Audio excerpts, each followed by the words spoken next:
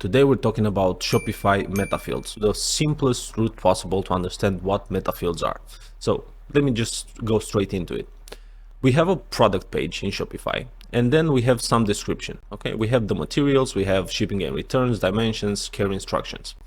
Now, what do we use metafields for?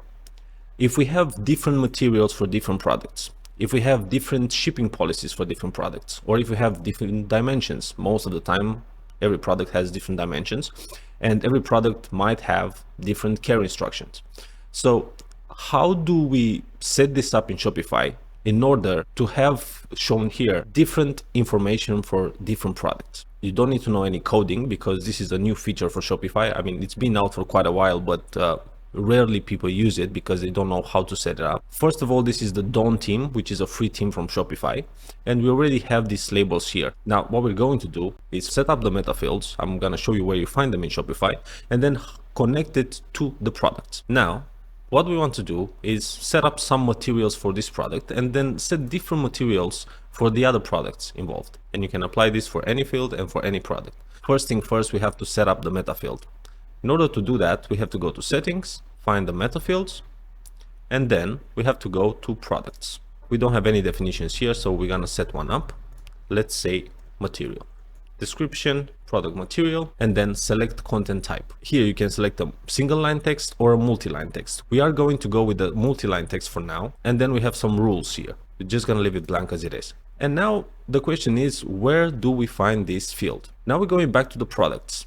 Here, up left, products, and then we select our first product. The product metafield section will be found at the bottom of the product. Now what we have to do is just select this line and input the material. We've entered here main material wood and the wheels material, which is rubber. We're just gonna leave it as it is for now. Let's go to the other product. In this product, we're gonna scroll to the bottom again, and we're gonna use a different type of material. For this exercise to be able to tell the difference, we're just gonna put a random text in. Okay, Metafield test 2. The next step is to go to online store, themes, and then customize. We already have this page open, and now we're gonna go to the product. As you can see, it doesn't show directly here, but what we can do is go to the left hand side, and here below the description tab, we have materials. Now, we have the heading, which is the title. We have the icon, which is the letter that you can change. You can choose one from here.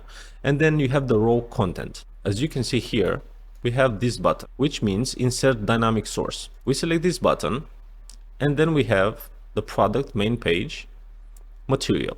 See, this is the metafield we created. Once we select it, you will see that our materials that we entered in the product page appears here. Now, this is all you have to do for the customization part. If we go to the other product, let's go to catalog and go to this product, we will have the details we entered here. Metafield test 2. This is product 2. Okay, so if you set this up for every product, it will appear here automatically. So you have to set up the metafield once, and you have to connect it once. And then all you have to do is just enter the details for each product. Don't forget to do that.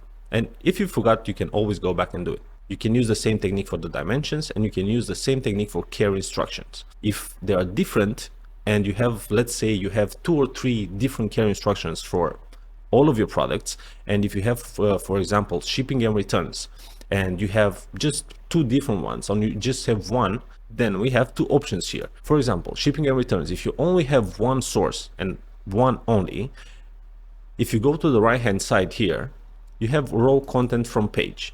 Okay, and you just select the page, and then the information will appear here. This is actually a page we created here in online store pages, which is called shipping and delivery, and the text from here appears here.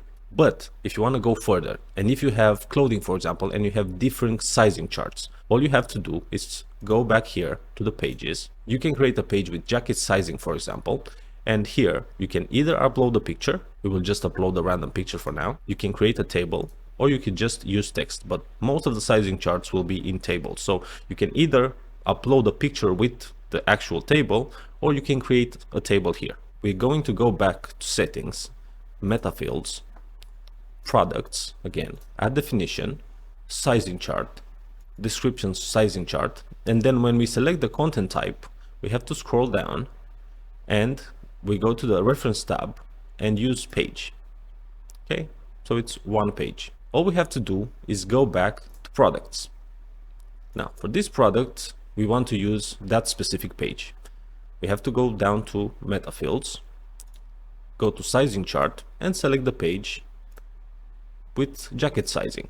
We will do the same for product 2, but this time, just for you to tell the difference, we're gonna go to Metafields sizing chart and we select the page contact. Imagine this is the second size chart you have. Now we go back to this page, we choose the dimensions tab here, and then we have row content from page. Okay, we're gonna connect the dynamic source, which is sizing chart now. After we saved it, you can see it here. This is the dimensions and the picture I uploaded. Now going to our second product, click on dimensions, store contact details, and this is it. Now you can repeat the process for all of your products. If you need more fields here, go to the left, add a block and collapsible row. And remember, every time you see this button here on the right, you have the possibility to insert a dynamic source, which is created by Metafields. You can create as many as you want, and you can see here that you have different fields. You have for variations, for collections, for customers, orders, pages, and so on. But for now, this is probably the metafield you will use the most. In the next video, we will talk about this section and how you can add it to your products. This is a free theme, and the app that does this is a Shopify app, and I'll show you how to implement it for free. And now to quickly go over everything again, go to settings, set up your metafields, products, and then choose the type of metafield you want. Then go to the product page, scroll at the bottom, choose your metafields or input the metafield specific for that product, then connect it here in Shopify using the insert dynamic source button. This is it for today. If you have any questions, don't forget to leave a comment down below. If you want new videos like this, please subscribe and let me know if there's anything else you're struggling with using Shopify. Thanks for watching and I hope it helps.